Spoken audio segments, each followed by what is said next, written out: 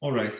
So, hello everyone. Welcome to lecture one on finite element method. In this lecture, we want to have a little introduction to the finite element method. And this introduction is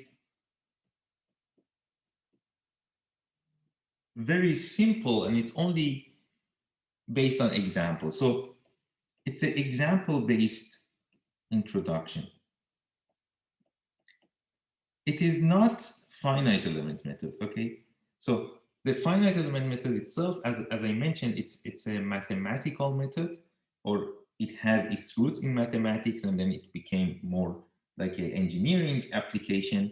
But what we want to do today is to talk about a very important concept in finite element method using examples. And that important concept, that thing that we want to talk about, is the so-called assembly procedure, or assembling. Okay, so if you need to assemble different stiffnesses in a structure, we call that process assembly, and we can understand that using our simple structure, possibly the simplest structure in mechanics, which would be springs. Okay, so we are going to play with springs a little and see how through spring combination we can understand this concept of assembly. Again, the assembly procedure itself, it's in the heart of the finite element method. So we will need it a few weeks later, but we will start the course from here. That's one thing. The other thing is that I need to clarify this, that remember the key goal of finite element method, or the big picture of mechanics, is, let's say, find a connection between deformation and load. Okay, so this is the big question that we want to answer. And in this course in particular, we want to answer that question, or we want to make that connection using, let's say, a code that will be written by you, or we learn together, and that would be your finite element code. Now, if you remember from our previous courses, you know very well that the path between the two is not actually a straight path. You have to go through, let's say, these corner points, or milestones in this path between the two, and below the formation you have strain, and below loading you have stress.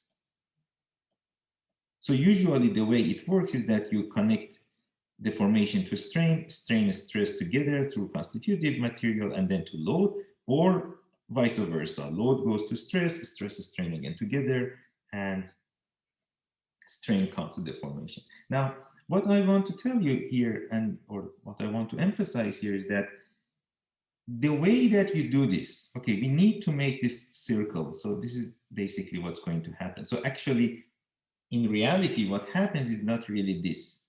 It looks like that. So we end up with a nice application in MATLAB, and it looks like it's doing this. So on the outside, or when you use something like COMSOL, on the outside, it looks like you are doing this. But actually, inside that program, the path that you have gone is always that way. Okay, so you have to go through that circle. Now, finite element method is fairly new compared to uh, other branches of mechanics, or many other concepts in mechanics. And that means the path between the two, so this orange path, is not exactly well defined, or is not exactly standardized yet. So you can do things slightly differently. You can use different notations, you can do different orders, you can think of, let's say, computational efficiency. You can have a path that is computationally efficient, so it is very quick.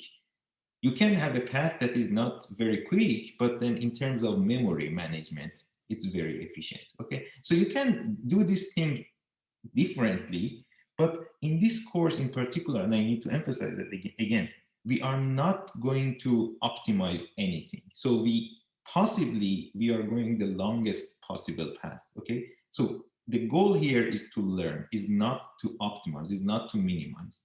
Okay, this is very important that you understand. Here we want to learn everything. We do not want to optimize things. Okay, so basically that means I will teach you a way to do this. So this would be our path. I will teach you a way to do this, and I will teach you a way to do this. Now, these steps in different books are different. And then I am sure sooner or later you find a book and you see that the way these things are written or are taught in that book are not the same. I want to make it very clear that the key reason for that is that usually in those books or in other approaches, you want to have a rather optimized way of doing things. The way we do it is not very optimized, is not very efficient. And then for that matter, using MATLAB, or I guess in your case, we use MATLAB or Python.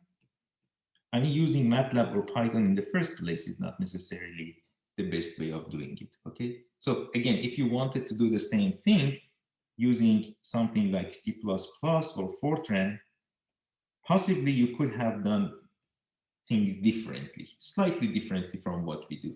What we do here is to go step by step, assuming that we have something like MATLAB or Python, or that we are comfortable with using matrices, for instance. So we are not going to implement matrices on our own. We assume that we are using a framework that has matrices in it, so you can do matrix multiplication. And then we also assume that we do not have memory problem. We do not have memory management. We do not have memory limitations, okay? So we do things complete. We store everything. We also store quantities or properties that we may not necessarily use, okay? Again, this may not sound very important, and I never repeat this point again, obviously. This is just something I want to mention in this lecture one. But it is kind of important because, as I said, first of all, there is no standard way of teaching finite element method. So there is really no standard way of doing it.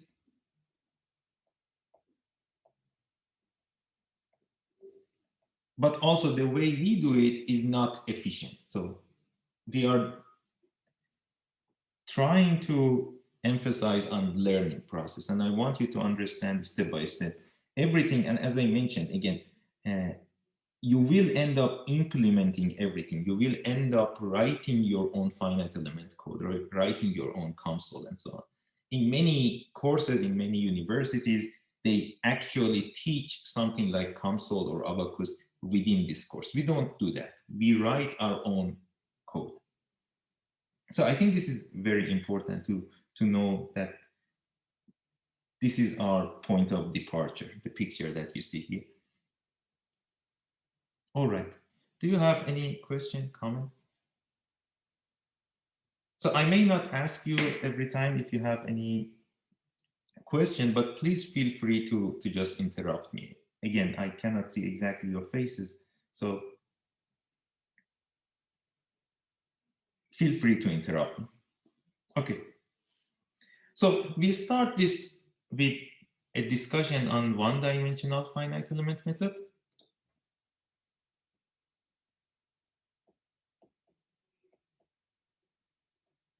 And as I mentioned, the one-dimensional finite elements are very similar to strings, and then we use strings as our example to explain a few of these stories. Now, let me just also mention one thing quickly about the concept of dimension in finite element.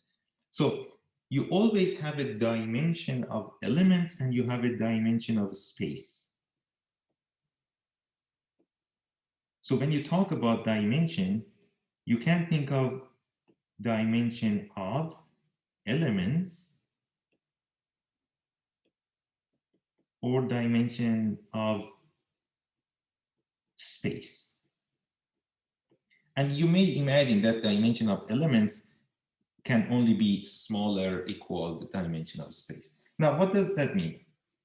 So a one-dimensional element is something like this. This is a one-dimensional element. Okay, now, if you think the pen in my hand, it looks like a one-dimensional element. It has one dimension, right? It looks like a truss member. Now, if you turn that in a 2D space, so in this case, this would be your coordinate. In this case, this would be your coordinate system. You see, this is the same element, so it's a one-dimensional element, but now the space is 2D. Okay, so you can have a one-dimensional element in a two-dimensional space, or you can imagine the space is 3D, so now that thing would be a member in a 3D space. So this could be x, y, z coordinate. So again, this is 1D element in 1D space, 1D element in 2D space, 1D element in 3D space. So you need to distinguish between the dimension of element and space. Now, this is for one-dimensional case or one-dimensional elements. If you have two-dimensional elements, on the other hand, so two-dimensional elements are more difficult to draw, but you can think of this, for instance. This would be a two-dimensional element. And then again, a two-dimensional element needs at least two coordinates, so a 2D space. And if you think of a paper in my hand, so this paper is a two-dimensional element in a 2D space, if you want. Or if you want to look at it like this, it's a flat paper. Now, if I do this, it's still a paper, it's a 2D surface, but it's in a 3D space. So if it has a curvature, so if you think of a element like this,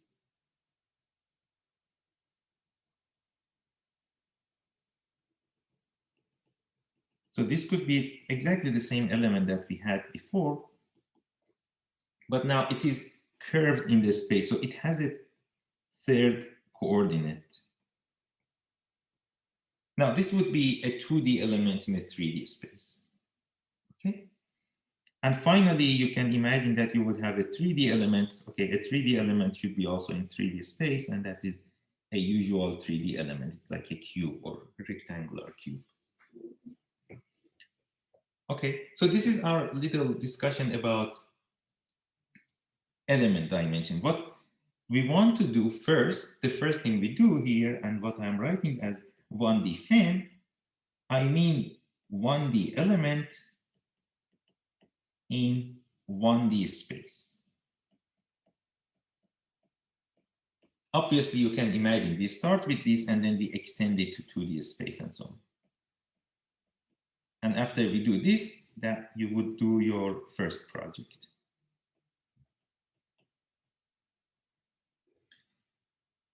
All right. Do you have any question?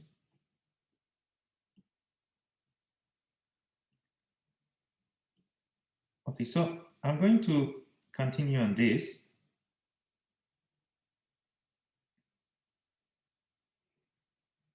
Now, if you want to think of one-dimensional element in one-dimensional space, as I mentioned, the best example would be thinking of a truss member. Now, if you have a truss member from ME 231, maybe you remember the properties of this would be elastic modulus E, area, and length. Okay.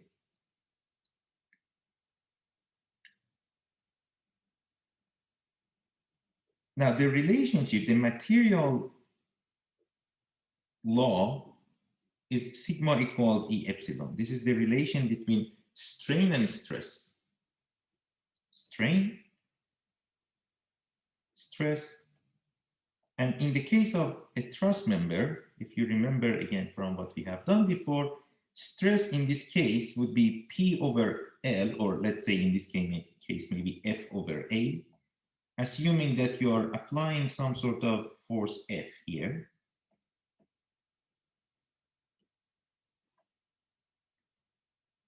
Okay, so F is the force in it's the force in the element, but it's basically the external force that you apply. Okay, so but you need to think of it as an internal, well, the force inside or the stress inside the element. Stress is inside, or is an internal property or internal quantity.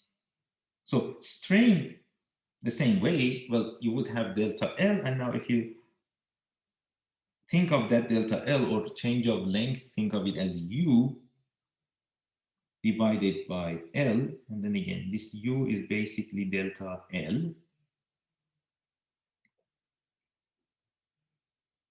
If you think of it as this, then you can write F over A equals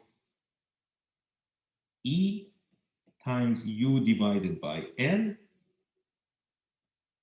or otherwise you can think of this as F equals EA over L times U. Okay, so this is nothing new, nothing super complicated. This would be your truss member.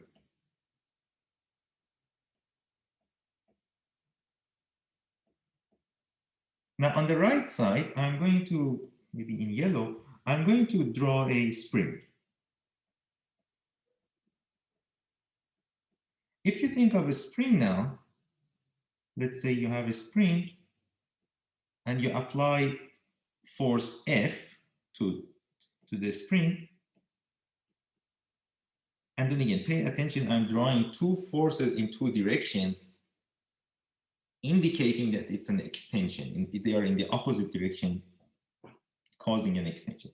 And now, the property of a spring is just its resistance, its stiffness, K. For a truss member, it was E, A, and L, so you had three components. For spring, you just have a component K.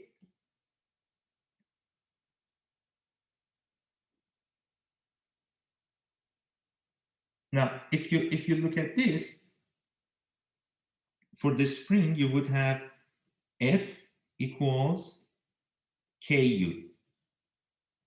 This is your usual spring relation, right? It's F equals KX, maybe you call it before. But it's F equals KU, right? This is your spring relation. Now, if you compare these two, you see one of the very interesting concepts of finite element method, and possibly this is the big picture of finite element method. What you see here is that for your mechanical problem here, using stress, strain, and the material constant, or the material law, the Hookean law, you can actually get something which has the, let's say, nature, the spirit of spring constant. Okay, so by just looking at these two and comparing them, you can define this thing as effective stiffness of a truss member to be EA over L.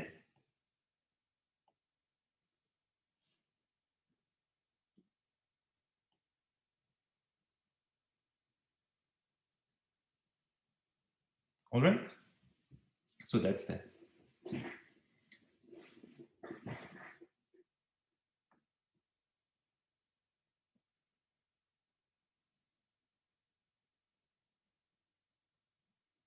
Do you have any question? Okay, so this is easy, right? I mean, so we know if you have a spring, it has a constant K, and if you think of truss members, you can think of effective constant for truss members. So for the next few slides, or the rest of today's lecture and next lecture, I am going to just draw a spring, or we are going to draw springs to explain assembly. Okay? So what we want to do next is to learn assembly using springs.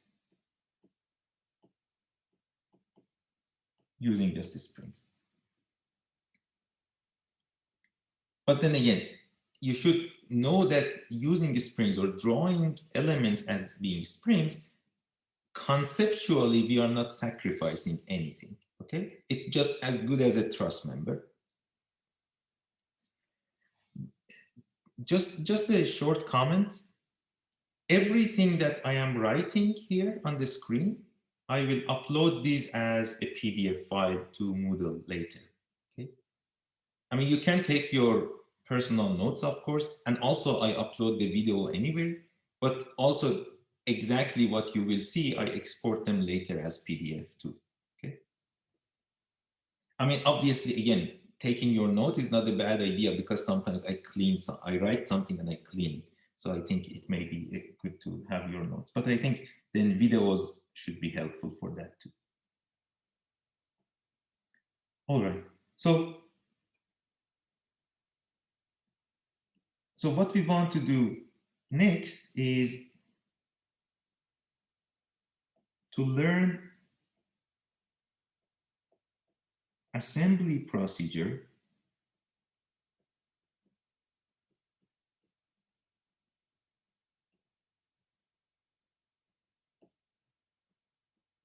using springs.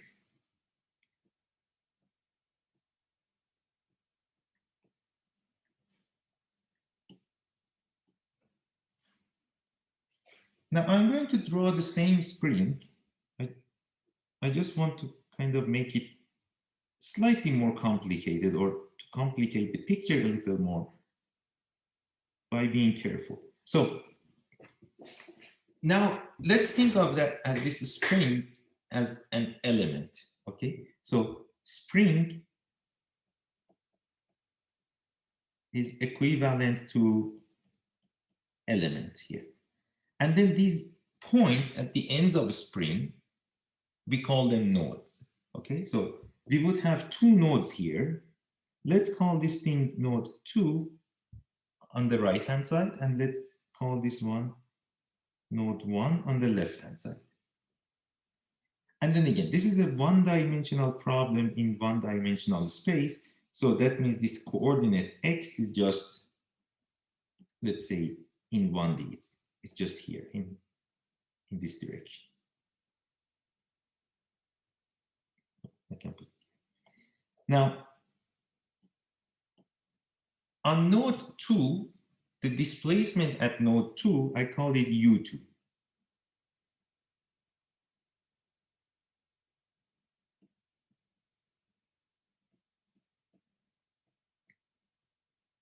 That's displacement at node 2. And pay attention to the sign or to the direction. It's the same direction as the coordinate, and that makes sense, right? That's our common positive coordinates, or common positive direction for external quantities. We know that. Now, the force at point 2, we call it F2.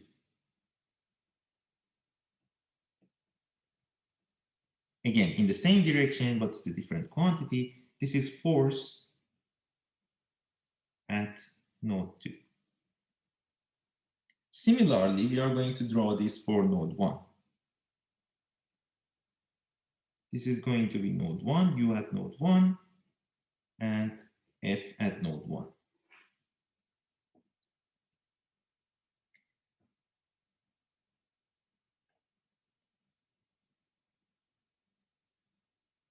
Now, if I want to write the relationship between F and U, what would that be? So let's say, again, we know our simple spring relation, it's F equals KU, right? Now, I want to write that. So I want to write here, I want to write what is F1 and what is F2. So F1 equals something and F2 equals something.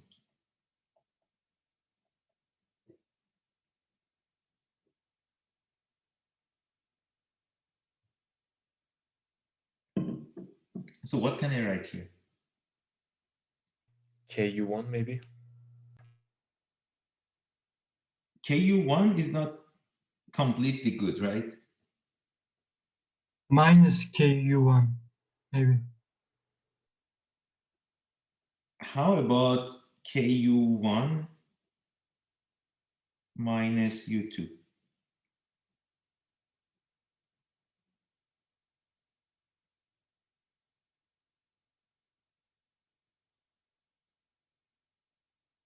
It may look confusing at first sight, but when you think about it, it makes perfect sense. I mean, first of all, you don't write about, I mean, you don't talk about U anymore, because here U is the effective extension of the spring, right? So if you think of a spring here, so for instance, think of this spring. And if I extend this, or if I move this point, let's say 2 units to the right, and then I move this point 1 unit to the left,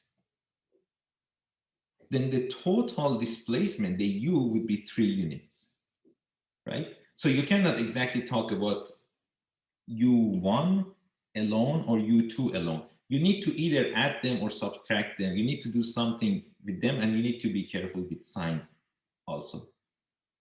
Okay? And then again, if you look at what we just did here, is exactly the same thing. So U2, see, we move in the same direction, so that is a +2. Now, I assume U2 has the same direction. That means this would be a -1. So you need to say 2, let's say you need to eventually add 2 and 1 to get 3, which would be something like 2 minus -1, which is your 3. Okay, but now it comes, then it comes the direction of the force itself. But if you have a spring like this, it means you apply a force which is in the positive direction on the right-hand side and is in the negative direction on the left-hand side. So the force itself also has a minus.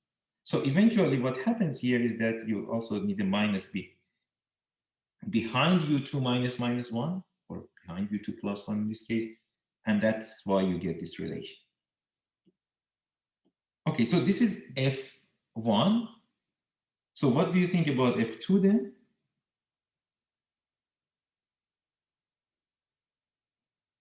F2, on the other hand, would be U2 minus U1. Right? Because it's exact, I mean, the relationship, the story that we said about U2 and U1 is kind of the same, but the directions of F1 and F2 are just opposite each other. Okay, so if you understand this one, it's easy to explain this. If you understand this, well, if you understand the first one, it's easy to explain the second one. Does that make sense? And obviously, you can imagine in a, you know, in a limit case, or if you think that, for instance, you have a spring like this, and then you move 1 unit to right here and 1 unit to right here, then you need 0 force, because it basically means you are moving the spring by 1 unit towards right? There is no extension. So if you just move U1 by 1 and you move sorry, this would be U2. If you move U2 by 1 and U1 by 1, then in this case, effective U, so the extension of the spring is basically 0. The spring itself is not extended. There is no energy stored in the spring. Okay, which makes sense. So that let's say this minus sign makes perfect sense from that perspective. Okay. Do you have any question? Is this clear? Now, doing this, again, this is just the very simple example, but the steps that we do here are very, very fundamental, and they are very similar to what we will do in any finite element code later. So this is an excellent example to show you the, let's say, the big picture of finite element method. Now,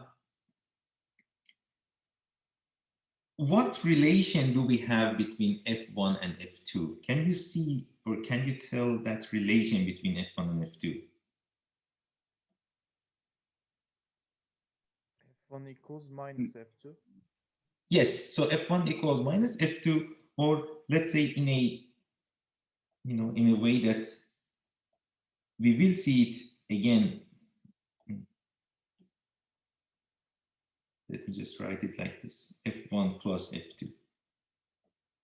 So this is just, let's say, in a most general case, eventually, you can think of it as sum of forces equals 0. That's exactly our equilibrium equation, right? So you need to kind of see that that thing always holds, let's say, by definition. It's our equilibrium, okay? So no matter what you do, that's a good check for you. You should always know that you also retrieve that relation. So now if I use our little knowledge of matrix algebra and we write these things like that. So F1, F2, and then I order everything here in this matrix, and then I order the displacement here. You want to collect the coefficient. So let's say this is your force vector.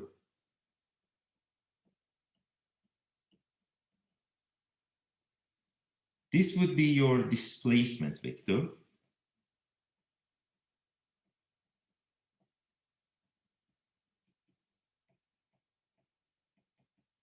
And in your displacement vector, you would also have u1 and u2. So you can imagine what comes into these components of the matrix that I have in between. You would have k, you would have minus k, and k. Okay? Now, again, remember our simple relation of springs, F equals ku. As I promised, now you again see something similar. You see a force vector that is equal something times displacement vector. So that something in between, again, it has the flavor of K, right? It's exactly like spring stiffness, but it's a combination of stiffnesses. It's an assembly of stiffnesses. Okay? So this thing that you have here, you call it, let's say, a stiffness matrix.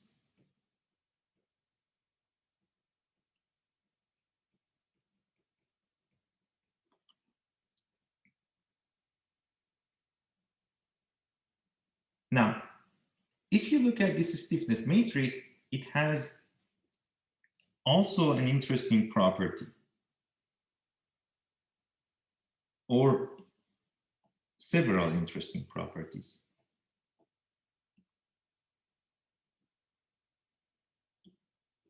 Can you see anything particular about this?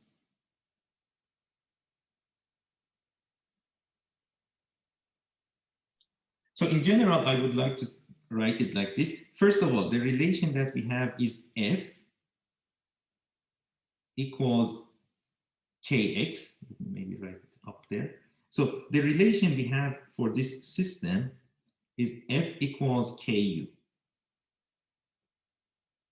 And now this is, if we have this line this additional line, this is also the same thing that we did before. It's like having a bold letter, okay? So it's a vector. This is a vector, this is a vector, and this is a matrix. Okay, it's a bold letter. So this relation is exactly the same as we had previously, but now it's in vectorial form. Now, if you look at the stiffness matrix, it has some interesting properties. Can you see something interesting about it? Symmetric, maybe. It is symmetric. Skew symmetric, maybe. Just symmetric, right? I mean, it would have been skew symmetric if one of them was plus, right? So it's symmetric, they are identical. All right, so what else?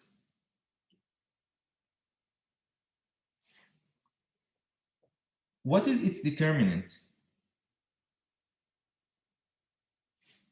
0. Yes, so its determinant is also 0.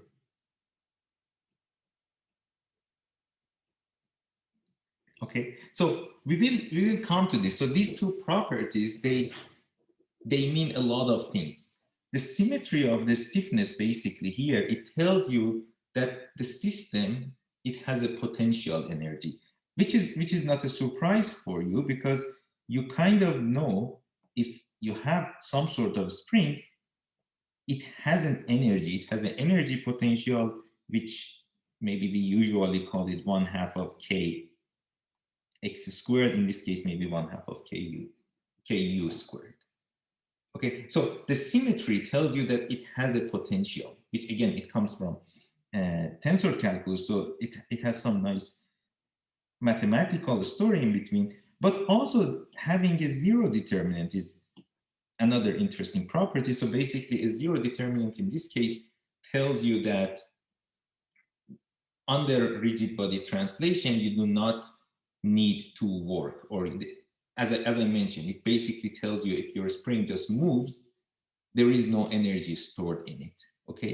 Or otherwise, it tells you if you want to store energy, you need to fix it. You need to fix it somewhere, and then you can store energy into it, okay? Otherwise, basically, the system moves. Okay, so in summary, this is what we wanted to talk about. What we have learned today is that you can write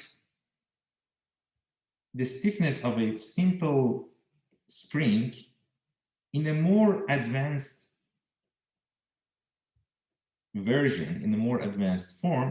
You can then write or end up with a relation which looks like F equals KU. Now, this is a bold letter, K and U and F, and here you have two nodes. Now, if you have a huge finite element code with millions of nodes and degrees of freedom and everything, at the end of the semester, we will see that any finite element simulation ends up with the same system. You always end up with a system which has a stiffness matrix.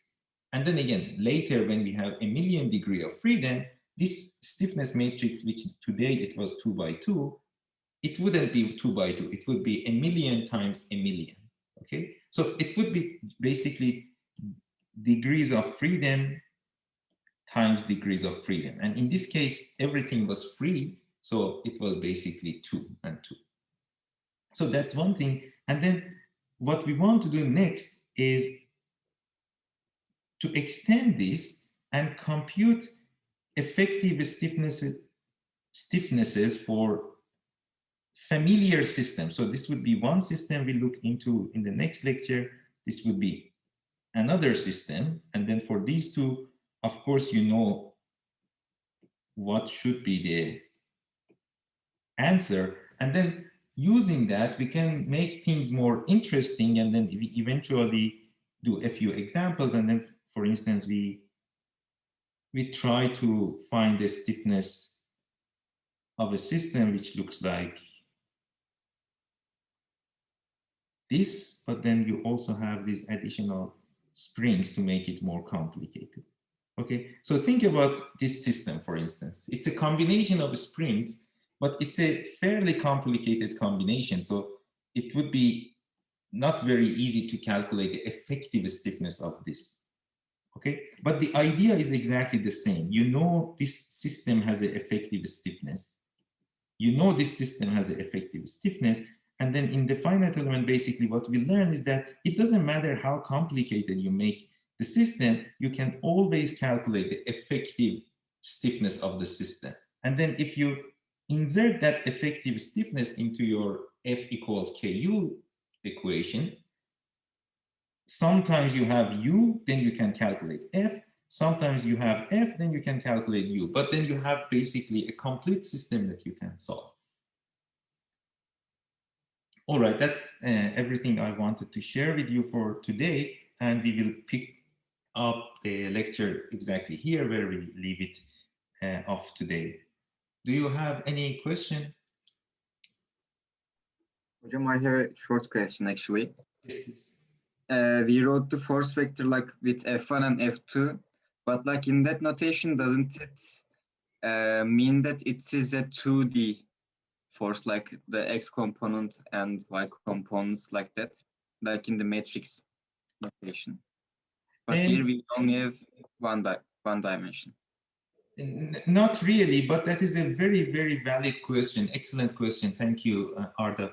That's a very valid question. So I think this is sort of a confusion. Here, the 1 and 2, these are counters. They are not coordinates. Okay. We will actually, in the next lecture, we will put these things up.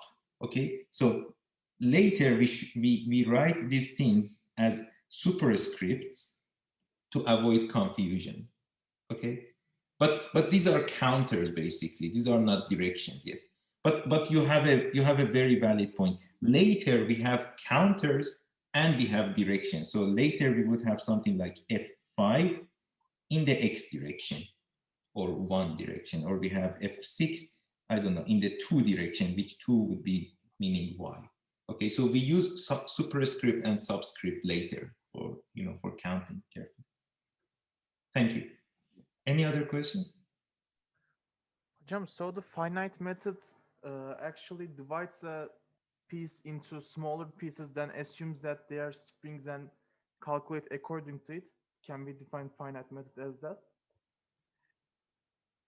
In theory, maybe, but this is not, what you mentioned is discretization. So there is this thing called discretization.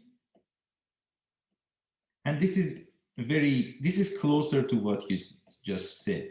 So you can discretize the domain into pieces. Okay, does that make sense? So basically it means if you have this thing, you discretize it into element 1, element 2, element 3. And then maybe you can assume they are springs or not, it doesn't matter. But this is not yet finite element. Up to this point, it would be the same if it was finite difference method, let's say. Okay, finite element method, it's later than, let's say, the mathematics that you impose into this structure to make it look like springs. Okay, so that is basically the step that we call finite element method. But then you have a very valid question again. So this is, if you want, it's maybe finite. You should distinguish between the word finite element and finite element method in that sense. So this finite elements is basically what you get by just discretizing the domain. And then the methodology itself is the mathematics of what to do with this. Okay, so let's say you discretize it. Now what? What do you do next? That next step is what makes it finite element method. Okay. Any other question? All right, thank you very much. I wish you a very good day and we will see us on Friday.